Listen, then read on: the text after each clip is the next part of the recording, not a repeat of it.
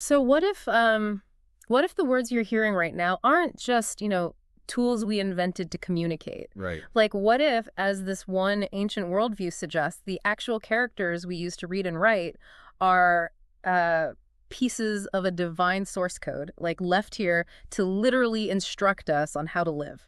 I mean, that is a massive departure from how we usually think about language, right? Yeah. Especially in the English-speaking world. Totally. When you or I look at the English alphabet, we're really just looking at phonetic symbols. Like the letter A or B doesn't inherently contain any deep philosophical meaning. No, not at all. It's just a shape that tells our mouths what But sound to make. They're purely utilitarian building blocks. yeah, they're basically arbitrary shapes we just happen to agree upon. Okay. But when you step into the architecture of ancient Chinese characters, that whole utilitarian view just completely shatters. It really does. So today, for our deep dive, we are looking at a really fascinating 2022 essay by an author named Zhu Feng, and it's titled "The Difference Between Tao and Path." Right. And our mission here is to unpack the hidden, almost mystical mechanisms embedded in two very specific Chinese characters. Characters that we usually treat as totally interchangeable synonyms in English, right? Exactly. Tao, which we often translate as the way, and road, which we translate as the path. And for you, the listener, understanding the profound architectural difference between these two words might actually fundamentally change how you view your own daily decisions. Yeah, it's that big of a paradigm shift. But to understand the words, we first have to understand the author's incredibly high-stakes premise about the Chinese language itself.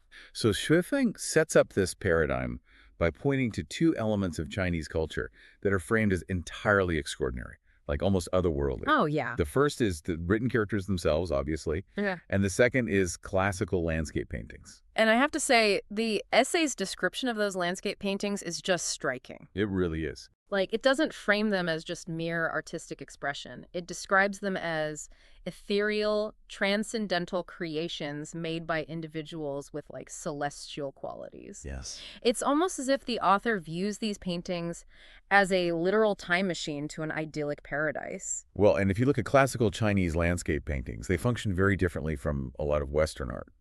How so? I mean, structurally. Well, Western art often centers the human being. Yeah. A detailed portrait or a heroic figure just dominating the frame. Oh, right, sure.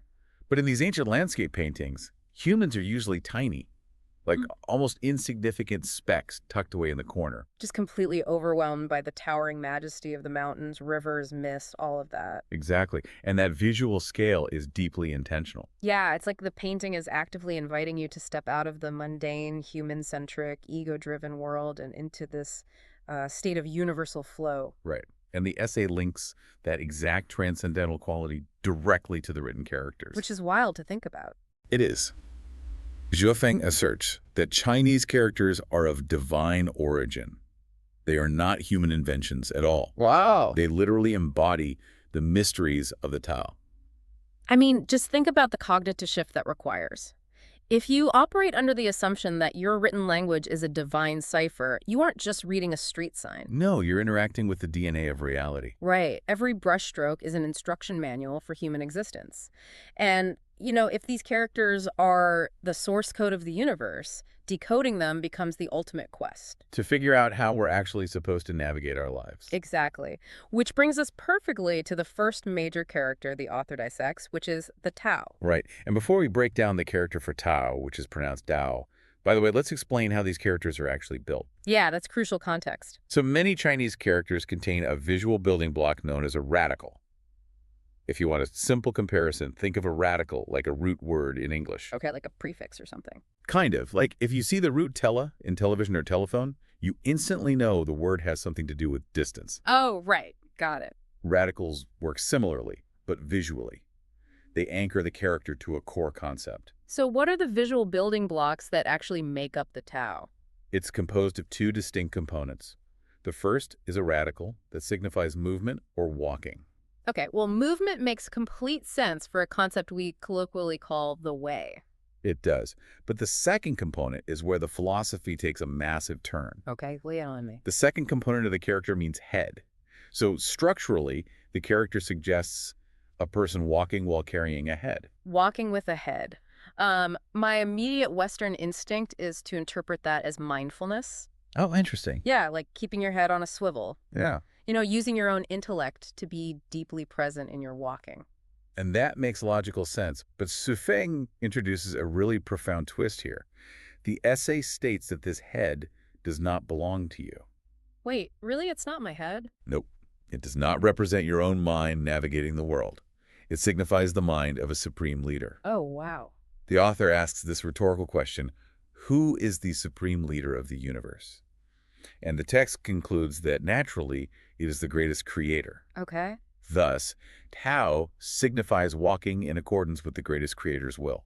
That is, so walking the Tao is essentially stepping onto a cosmic moving walkway at an airport. Huh.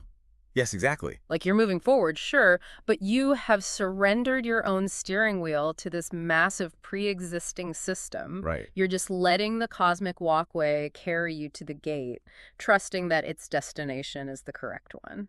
That moving walkway analogy captures the mechanism perfectly because it requires complete alignment with a higher, universal will rather than your own personal logic. Right. Every single one of your actions must align with the greatest creator's intentions. But, stepping onto that walkway requires a monumental surrender of ego. And practically speaking, how are you even supposed to find the walkway? It's not easy. Like, there is no map handed out at birth detailing what the greatest creator wants you to do on a random Tuesday morning. Right, and Shufeng actually acknowledges that immense difficulty. The essay explicitly states that direct comprehension of this supreme will is a super high barrier to entry. I would imagine so, yeah. For most people, grasping the literal mind of the universe is nearly impossible. So the text outlines a hierarchy of understanding. Oh, like simplified backup plans. Exactly. Okay, so if you cannot directly comprehend the mind of the universe, what is the next tier down? The first simplification is observing the revelations found in nature. The text calls it the myriad phenomena of all things. Interesting. Yeah, observing how a river flows, how a tree grows, how the seasons transition without friction. The natural world operates in a state of perfect flow and balance. Looking at nature as a simplified backup plan really puts human intelligence in its place. It really does. Nature is essentially the greatest creator's operating system running perfectly without any bugs. And the main bug it lacks is ego. Exactly. A river doesn't have an ego, it just flows around the rock. Right. Yeah. A tree doesn't aggressively try to outgrow the forest. It just follows the light. Wow. So observing and aligning yourself with that frictionless flow of natural phenomena is considered walking in the Tao. But let me guess, even that is too hard for some people. Oh, absolutely. The author knows that even this requires a deep, quiet observation that a lot of people just lack. Right, we're all too distracted. So for those whose spiritual perception is entirely dull, the text offers the ultimate simplification. The final tier of the hierarchy, what is it? The simplest approach is to follow the guidance of the greatest creator's messengers. Oh, okay. According to the essay, relying on those messengers is an accessible way to essentially walk in the Tao when you cannot read the signs yourself. Okay, so it's a brilliantly structured, cascading guide. Tier 1, directly comprehend the mind of the universe. Right. If your ego blocks that, go to Tier 2, watch a forest, and mimic its lack of friction. And if you're still too disconnected, go to Tier 3, find a messenger, and listen to them. You got it. But, all 3 tiers still demand that core mechanism, right? You have to get on the moving walkway. You have to submit to a grander design. Which is tough because human beings are incredibly stubborn. Understatement of the year. Right. We have fierce desires. We pride ourselves on independence. Submitting to a grander design goes entirely against the grain of the modern human ego. So what is the linguistic architecture for someone who flat out refuses the walkway? That's a great question. Like, what happens when a person looks at the unmapped jungle and decides they just want to grab a machete and forge their own trail entirely? Well, that desire leads us directly into the author's contrasting definition. This is where we deconstruct the character for road or path. Which in Chinese is pronounced lu, right? Exactly. And just like with the Tao, breaking down the visual components reveals a completely different psychological reality. Okay, let's look at the building blocks for lu. What are they? It is a combination of two elements. The first is a component that represents walking or a foot. Okay, so we still have the core mechanism of movement. Yes. But the second component is a character that means each or individual. Foot plus each walking their own path. Precisely. The literal translation conveys an individual journey, completely independent of external guidance or direction. Okay, so it Implies that you follow your own inner desires. You walk the path that you personally believe to be right. right. So if the Tao is the airport moving walkway, the road is bushwhacking through that unmapped jungle without a compass. Yes. You only have your own internal gut instinct to tell you which way is north. Which, I mean, on the surface, that sounds incredibly Oh, empowering. definitely. It sounds like the ultimate hero's journey, you know? Complete self-reliance. It does, but the author introduces a very strict, agonizing caveat to this definition. Uh-oh, what's the catch? The text explicitly states if someone does not act or speak according to their true inner will, they are not actually walking their own road. Okay, wait, I want to really dig into the mechanics of that caveat. Because doing whatever you want sounds easy until you try to define what your true inner will actually is. Exactly. Yeah. Modern society makes pure inner will almost impossible to achieve. Yeah, like how does that psychological burden play out in daily life? We are bombarded by external expectations from the second our alarms go off. Oh, absolutely. We mold our personalities to appease our bosses. We bite our tongues to keep the peace with our families. Yep. And we are subliminally influenced by social media algorithms dictating what we should wear, what we should eat, what we should be outraged about. Like, Right. how many choices do you make in a single day that are purely, uncorruptedly your own? Very few, if any. And the illusion of the road is one of the greatest traps Shuofeng's framework highlights. The illusion of it. Yeah, we frequently trick ourselves into thinking we are off-roading in the jungle, when in reality we're just walking a path that a corporation, a culture, or an algorithm paved for us. Cleverly disguised as our own free choice. Exactly. Wow. So you think you're exploring the wilderness, but you're actually just following the tire tracks of the Jeep in front of you. That's spot on. To truly walk your own road, according to this strict linguistic definition, requires a radical, exhausting level of self-awareness. It's a full-time job. You have to constantly audit your own brain. Like, am I saying this because I believe it or because it will get me likes? Am I taking this job because it's my soul's desire or because society says it's prestigious? It requires uncompromising authenticity. If you compromise that inner will for even a fraction of a second to please someone else. You're off the path. Exactly. The author says you are no longer on your road. You have stepped off it into the brush. Man, so both of these linguistic options are impossibly demanding. They really are. To walk the Tao, you have to completely dissolve your ego and surrender to the universe. To walk the road, you have to fiercely defend your ego from every single external influence. Right. They're two massive extremes of human intention. So where does that leave everyone else? Well, this realization sets up a logical deduction that leads to the author's ultimate, somewhat haunting conclusion about the state of humanity. Okay, walk us through the deduction. First premise: if a person does not act or speak according to the greatest creator's will, they are not walking in the Tao. Okay, makes sense based on what we've covered. Second premise: if a person does not act or speak in pure alignment with their inner will, they are not truly walking their own path. Which, given how difficult both of those are, applies to almost every human being on Earth. Right. So the point in conclusion is that because most people fail to align with the supreme will, and they simultaneously fail to maintain pure alignment with their inner desires, they are doing neither. So what are they doing? We find that most people in the world are merely drifting with the wind. Drifting with the wind. Wow. Yeah. And it's not a gentle, relaxing breeze, is it? It's a chaotic storm of reactions. Yeah. You're just a leaf being blown around. You wake up, the wind blows you toward your email inbox, so you react to your emails. Right. The wind blows you toward a societal trend, so you react and buy the thing you're supposed to buy.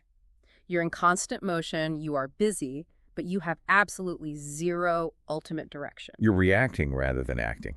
It is a really profound diagnosis of modern malaise, and it's rooted entirely in how these ancient characters were constructed centuries ago. It's brilliant. But Shui Feng does not just leave the reader with this diagnosis of drifting, however. Oh, there's a solution. Yes, the author channels this entire philosophical breakdown into a very specific spiritual destination. Oh, I see. So the essay builds this massive linguistic architecture to validate a specific conclusion. Precisely. In the final lines of the essay, Shui Feng introduces a spiritual community and philosophy known as Lifechanyuan, which the author founded. Oh, okay. The text asks a rhetorical question: why is the Tao of the greatest creator the supreme Tao for life?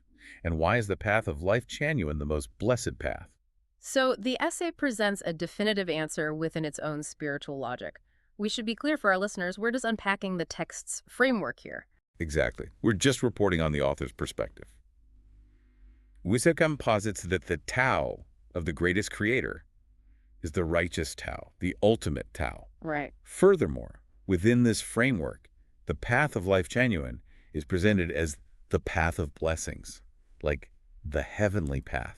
It's a brilliant piece of rhetorical architecture when you view it from a structural standpoint. It really is. Like, if you accept the opening premise that the Chinese language is literally a divine source code, then the definitions of Tao and Road aren't just one person's philosophical opinions. No, they become objective realities. Right, woven into the fabric of the universe itself. And if you accept the logical deduction that you are currently just a leaf drifting chaotically in the wind, Which is very easy to feel these days. and the offer of a heavenly path, a structured, meaningful alignment, becomes incredibly compelling. The language itself is basically used to prove the necessity of the spiritual solution.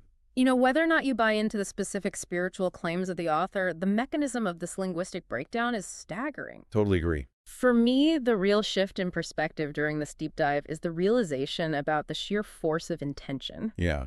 How does that change your view of daily life? Well, we usually blur these concepts together, right? We talk about finding our path or going with the flow as if they are casual, accidental things. Right, like it'll just happen to us eventually. Exactly. But the ancient architecture of this language forces a harsh distinction. Following a universal cosmic order, the Tao, and forging a fiercely independent personal trail, the Road, both require a massive amount of conscious, deliberate effort. Neither of them happens by accident. You do not accidentally align your entire being with the universe, and you certainly do not accidentally maintain pure, uncompromising inner will against all the pressures of modern society. No, you don't. The default state of human existence, if you do not apply extreme, deliberate intention to your life, is just drifting. It really moves these concepts out of the realm of abstract philosophy and turns them into a harsh mirror for our daily behaviors. Yeah, it forces us to ask, are we acting with intention, or are we just reacting to the prevailing breeze of the day? It makes you look at your own calendar and wonder which one you are actually doing. 100%. Which brings us to a final thought. Oh. I want you to mull over, long after this deep dive ends. Leave us with a good one. Think about the choices you will make tomorrow morning. When you wake up, when you speak to your boss, when you interact with your family, are those choices being guided by a larger universal principle, a grander design?